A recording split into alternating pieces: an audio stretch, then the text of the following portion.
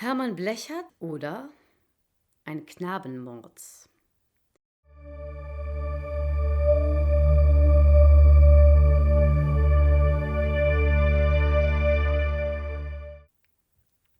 Namaste, werte Nachbarschaft. In unserem heutigen Podcast geht es, wie sollte es auch anders sein, um die Geschichte unseres Wohnraums. Aber diese Geschichte wird noch mehr erzählen.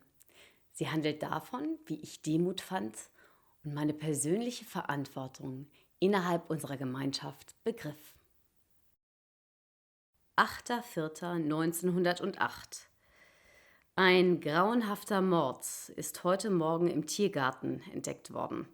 Am Tiergartenufer in der Nähe der Charlottenburger Brücke bemerkten Arbeiter ein Paket in grauer Sackleinewand, das mit Bindfaden zusammengeschnürt war. Aus Neugierde öffneten sie es, fuhren aber erschreckt zurück, als sie menschliche Leichenteile darin entdeckten. Sie benachrichtigten die Polizei und bald erschien die Mordkommission am Fundort. Der Anblick, der sich beim vollständigen Öffnen des Pakets darbot, war grauenerregend. Man sah in dem Paket nur den Kopf und den Rumpf der Leiche, Beine und Hände fehlten. Der Kopf war durch einen tiefen Schnitt vom Rumpfe getrennt, dieser selbst geöffnet. Die Eingeweide, der ganze Magen, die Leber, das Herz, die Milz, alles war herausgenommen und lag in einem wirren Durcheinander auf dem Boden. Am grässlichsten war der Kopf zugerichtet. Die ganze Haut war vollständig abgezogen, auch die Kopfhaut mit Haar fehlte vollständig. Die Ohrmuscheln waren glatt abgeschnitten, nur die Zähne waren vorhanden. Ausfallend starke und gut erhaltene Zähne. Jedenfalls aber handelte es sich um einen 14- bis 20-jährigen Mann. Die Polizei setzte eine Belohnung von 3.000 Mark für die Ergreifung des Täters aus. Ich wohne in einem Haus mit großen Rundbögen. Es hat sogar einen Erker. Von dem Moment an, als ich es das erste Mal sah, war ich einfach nur verliebt in dieses gelbe Haus und in mein Zimmer und in das Wohnzimmer. Das ist das mit dem Erker. Ich wohne in einer sogenannten Erwachsenen-WG. Früher hätte man Kommune gesagt, aber das hat irgendwie immer so eine politische Komponente und irgendwie auch eine sexuelle. Nein, wir teilen uns einfach diese schon dreist große Wohnung, die über 2 Etagen geht. Aus meinem Fenster blicke ich direkt auf einen Spielplatz. Und zwischen Spielplatz und meinem Haus, da gibt es eine Hecke. Und vor dieser Hecke, da haben meine WG und ich uns einen ganz eigenen Privatgarten gezaubert. Da ist eine Bank und ein Tisch. Ja, und da arbeite ich. Wenn es warm ist, auch ganz häufig. Ist ja mein Recht, richtig? Ist schließlich noch ein Teil des Grundstücks, zu dem mein Haus gehört. Und das ist der mir zugeteilte Wohnraum. An und für sich alles klar, dachte ich. Ja, nee, falsch gedacht. Es begann damit, dass ich eines Morgens auf dem Tisch im Garten einen Stein fand. Wahrscheinlich von irgendeinem Bürgersteig. So ganz normaler Granit. Aber was sollte ich mit einem Stein auf dem Tisch? Also schmiss ich ihn in die Hecke. Allerdings war der Stein am nächsten Tag wieder da. Ja, und unter dem Stein lag ein Zettel, da stand drauf: Lass ihn liegen.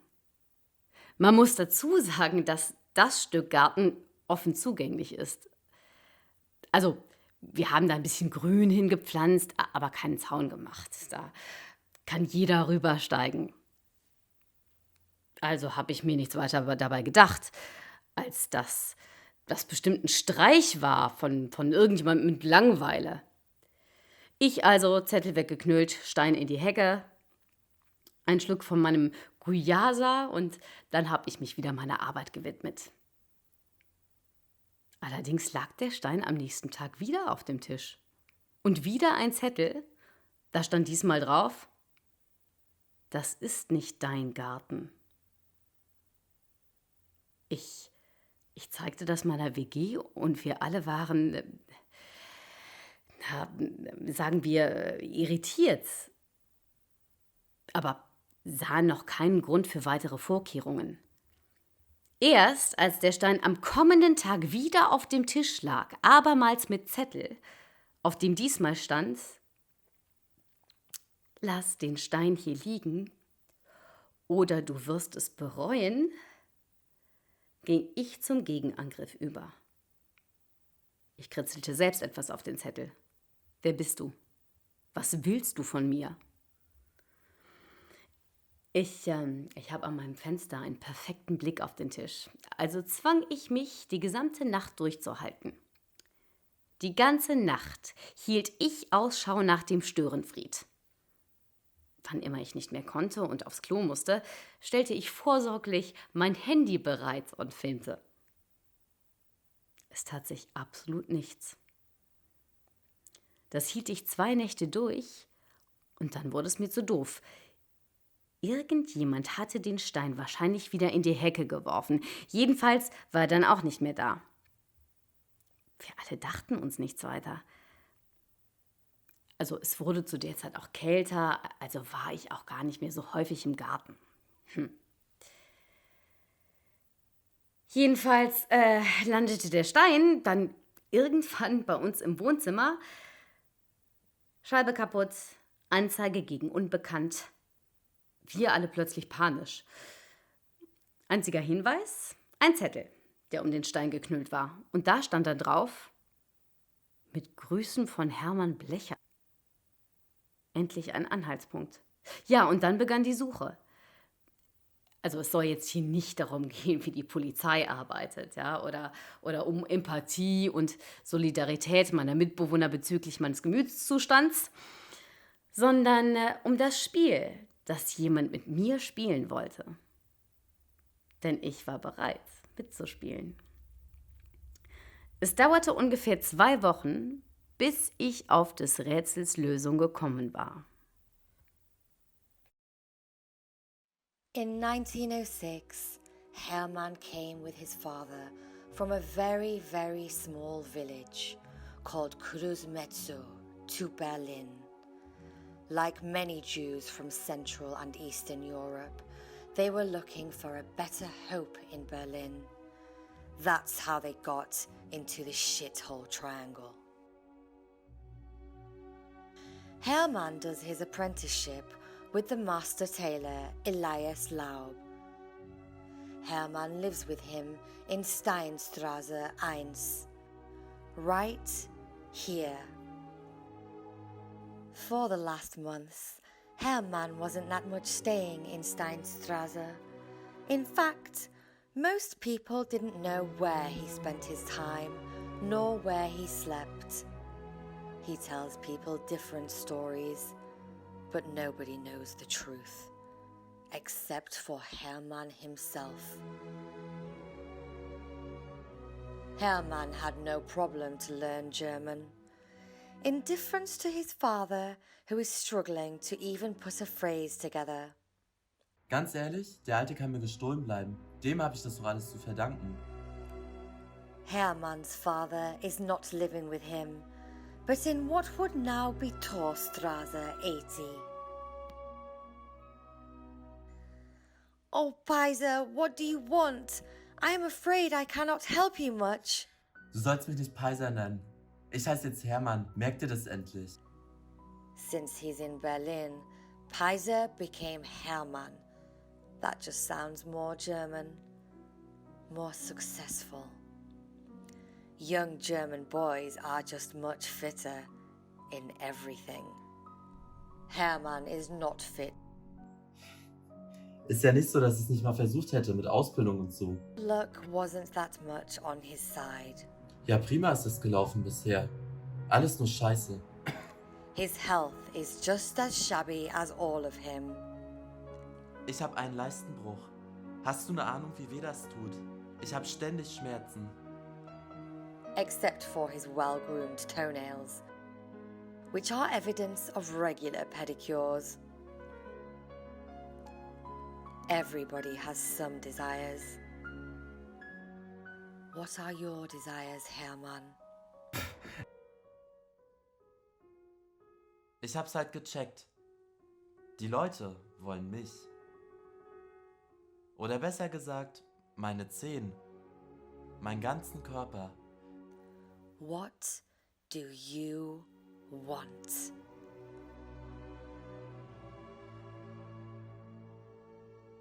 This is how Hermann begins the final days of his life. Mein Name ist Hermann Blechert.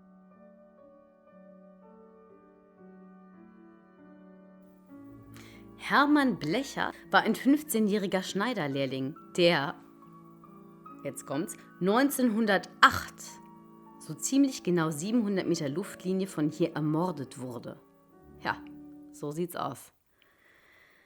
Also die ganze Geschichte ist ziemlich brutal und auch ganz schön traurig. Man fand seine sterblichen Überreste in verschiedenen Paketen, zerhackt in 52 Stücke irgendwo im Tiergarten am Ufer der Spree. Guten Appetit an alle, die gerade essen. Ja, und eines dieser Pakete, das erste, das man fand, mit seinem Kopf drin und der Leber, das war in Sackleinwand geschnürt und beschwert, genau mit einem Granitstein. Und ja, dieser Granitstein, der war aus einem Abbruchhaus mit der Adresse Kleine Alexanderstraße, Ecke Linienstraße. Ich war selbst erstaunt über die Polizeiarbeit von damals. Die konnten das alles binnen weniger Tage nachvollziehen. Also dieser Hermann, ja, muss so ein echtes Systemsprengerkind gewesen sein. Der ist ständig seiner Ausbildung ferngeblieben und hat sich auf der Straße hier in der Gegend rumgetrieben. Gemeldet war er eigentlich bei seinem Lehrmeister in der Steinstraße 1. Das ist auch hier gleich um die Ecke. Aber da ist er ganz selten gewesen. Wahrscheinlich ist er anschaffen gegangen. Und dabei hat es ihn dann auch erwischt. Also, er ist an so einen Perversen geraten. Das wirklich Traurige daran ist, dass es mehrere Zeugen gab, bei denen er in der Nacht vor seinem Tod schlafen wollte. Unter anderem bei seinem Vater, der hat in der Torstraße gewohnt, auch nicht weit weg von hier. Aber eben nicht mit seinem Sohn zusammen. Das war damals bei den armen Jüdischen. Ja, der Hermann und sein Vater waren Juden, das ist aber nur so nebensächlich. Jedenfalls war das bei der armen Bevölkerung damals wohl so. Es gab halt Wohnungsmangel und jeder war froh, dass er ein Dach über dem Kopf hatte. Da gab es nicht so extra Wünsche, mit dem eigenen Kind zusammen zu wohnen. Schon gar nicht, wenn das Kind schon Teenie war, wie Hermann. Und offenbar ziemlich anstrengend, um nicht zu sagen schwer erziehbar. Also von dem, was ich herausgefunden hatte. Also eine echte Tragik. Der Junge klappert sämtliche Adressen, alle hier im Umkreis von 500 Metern, ab und wird überall abgewiesen. Irgendwann abends zieht es ihn dann in so eine Kaschemme direkt am Alex und da trifft er dann auf seinen Freier. Mit dem hat er sich wohl schon vorher immer mal wieder vergnügt. Ha, nur dass es dieses Mal kein Vergnügen wird. Ach ja, das ist schon echt tragisch und auch ein bisschen gruselig, weil es sich eben hier alles abgespielt hatte. Allerdings war das damals eine ganz, ganz andere Welt. Es sah sowas von anders aus.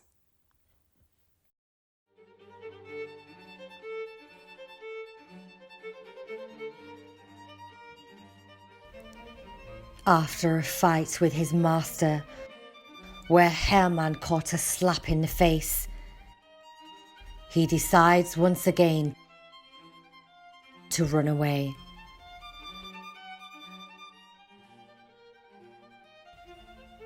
If there's nowhere else to stay, Hermann has a secret place in a half-abolished house in that new triangle, Linienstraße, corner Kleine Alexanderstraße. Remember that address.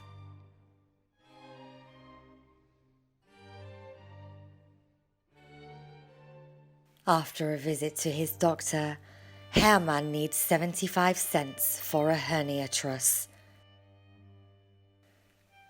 So for the record, right now he does not have a place to stay.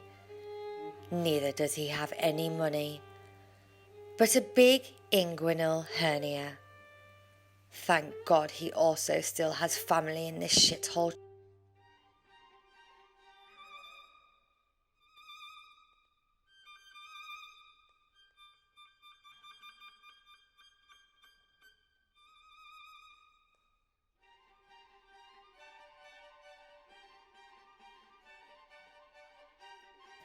Hello?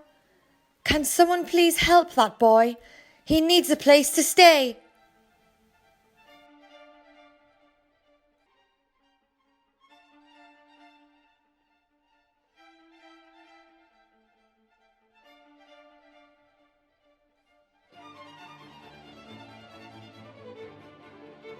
I declare myself ready to do everything necessary to bring my human existence into harmony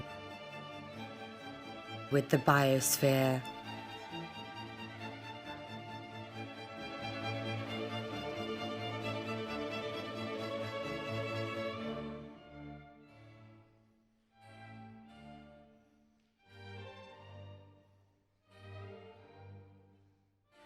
Oh no, Hermann, don't go there. Alexanderplatz is not a possibility. He hasn't slept for 36 hours and has unbelievable pain. He sees no way out now. In Mundstraße, he runs into his friend, Modsche Zwirnbaum.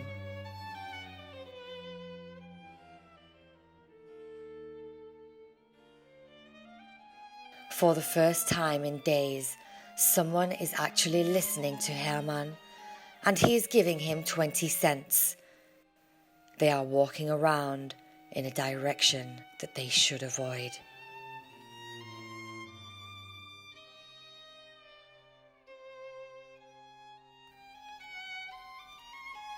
Hermann tells people he would sell chocolate in the cabaret, but people have seen him making business in other places. Places with a basement and men who are not Hermann's age, but who offer places to stay. Something like the Brühlonkeller at Alexanderplatz. This is Hermann Blechert, a boy who wants people to remember his name.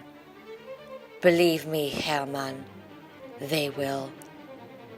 You were asking for it.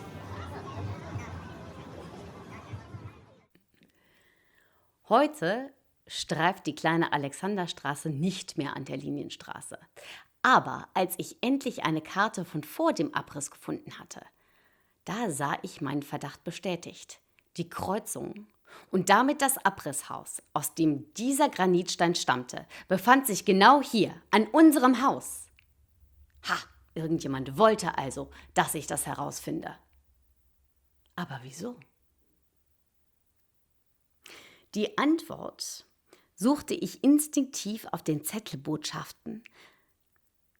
Das Einzige, was ich von meinem unbekannten Spielpartner hatte. Auf dem ersten stand: Lass ihn liegen. Das bezog sich natürlich auf den Stein. Das ist nicht dein Garten. Lass den Stein hier liegen oder du wirst es bereuen. Und mit Grüßen von Hermann Blechert. Ich springe gleich mal auf die Erkenntnis, die mich nach einiger Grübelei ereilte, weil alles andere tut nichts zur Sache. Das alles war eine Berufung. Ich sollte dafür zuständig sein, dass dieser Stein hier bleiben würde. Natürlich war es der Stein. Den hat die Polizei hier gelassen, wahrscheinlich aus demselben Grund, warum er nach so langer Zeit seinen Weg hierhin zurückgefunden hatte. Es ist Schicksal. Nachdem ich mit meinem weißen Wohlstandsarsch lange genug ein Stück Land für mich beansprucht hatte, das nicht mir, sondern uns allen gehören sollte, bin ich von irgendjemandem auf den richtigen Trichter gebracht worden. Das ist hier nicht mein Eigentum, nein. Ich, du, wir alle haben uns dieses Land angemaßt und damit etwas aus dem Gleichgewicht gebracht. Alles, was wir nun tun können, um das Gleichgewicht wiederherzustellen, ist, dieses Land zu verstehen.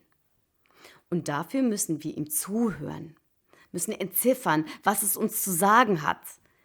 Denn es hat uns eine Menge zu sagen, wenn wir denn hinhören wollen. Heute steht auf dem Stück Land, ich sage bewusst nicht mehr mein Garten, denn ich habe verstanden, eine etwas kürzere Bank. Denn davor habe ich es aufgestellt, mein kleines Mahnmal. Man kann dort auch Hermanns Geburtsnamen lesen, Peiser Blechert. Er bekam nämlich erst in Berlin einen deutschen Namen. Das fand ich ziemlich befremdlich und entmenschlichend. Ja, und natürlich seine Geburtsdaten. Und davor liegt der Stein. Der hat übrigens die Form eines Dreiecks. Schon komisch, oder? Ja. Ja, es gibt so manches Komisches in dieser Welt. Aber wenn man einfach mal in sich geht und diese unverständlichen Stimmen, die so oft zu uns sprechen, genau zuhört, dann kann man eine Ahnung bekommen über den Sinn von all dem. Ich habe meinen Lebenssinn gefunden. Meine Aufgabe ist es, das Gedenken an Hermann aufrechtzuerhalten. Und Demut walten zu lassen. Ich habe ein Dach über dem Kopf. Ich bin nicht arm. Ich bin eigentlich sogar ziemlich privilegiert. Die Brache, die hier 1908 durch den Abriss entstand, die blieb für viele Jahre so. Man stellte zwar 1914 dieses unsägliche Theater auf, aber tatsächlicher Wohnraum wurde hier an dieser Stelle erst wieder unter den Nazis geschaffen. Diese Rundbögen an meinem Haus, die absorbieren die Akustik in der Straße. Es ist alles ganz idyllisch gemacht hier. So ein bisschen Kleinstadtfeeling mitten in der City für die arische Bevölkerung. So dachte man sich das damals. Mein Haus hat deshalb so große Zimmer, weil das hier eigentlich mal als Kindergarten geplant war. Und der Spielplatz vor dem Fenster, der war für die Kinder aus diesem Kindergarten gemacht. Heute sind wir Kinder alle erwachsen und ja, dass es keine Notwendigkeit für Kindergärten mehr gibt, das wissen wir ja alle ganz gut. Ich schätze das alles hier. Ja, wenn das Verliebtsein in mein Haus inzwischen auch nachgelassen hat, das kann man nach den ganzen Erkenntnissen, die ich über meinen Wohnraum gewonnen habe, sicherlich verstehen. Möchte man meinen. Meine Mitbewohner verstehen das jedenfalls nicht. Die halten mich für übergeschnappt und behaupten, ich hätte mir das alles selbst ausgedacht. Sie verdächtigen mich, dass ich die Scheibe selbst eingeworfen hätte. Nach anonymer Abstimmung fällte unser WG-Rat das Urteil. Entweder meine Haftpflicht greift in diesem Fall oder ich muss halt weg. Deren Unglauben ist mir doch egal. Denn ich weiß, dass ihr mir zuhört und mich versteht.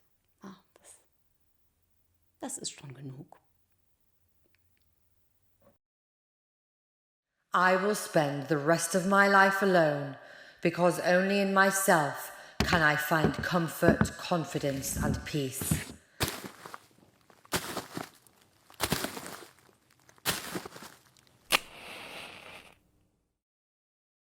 Therefore, I only have to and want to deal with myself and the history of my living space.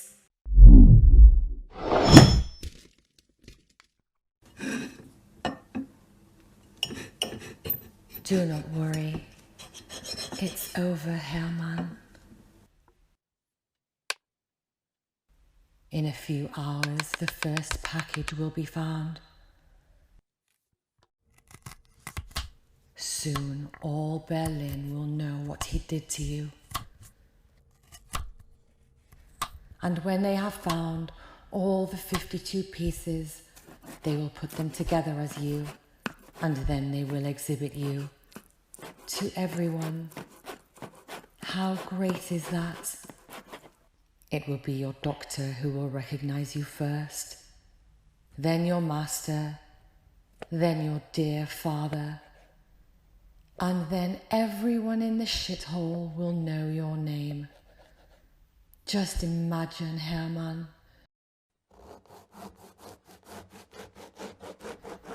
You know what he used to burden you? A stone from an abolished house in Linienstrasse, corner Kleine Alexanderstrasse. That's funny, isn't it? He couldn't get the best out of you. The best of you is still here. You'll now be with us in the shithole, which made you its first victim. But you are more than that. You are our brother. You are that old woman from 2 levels down.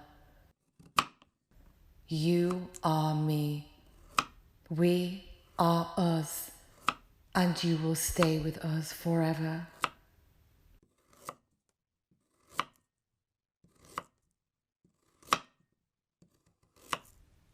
Namaste, Hermann.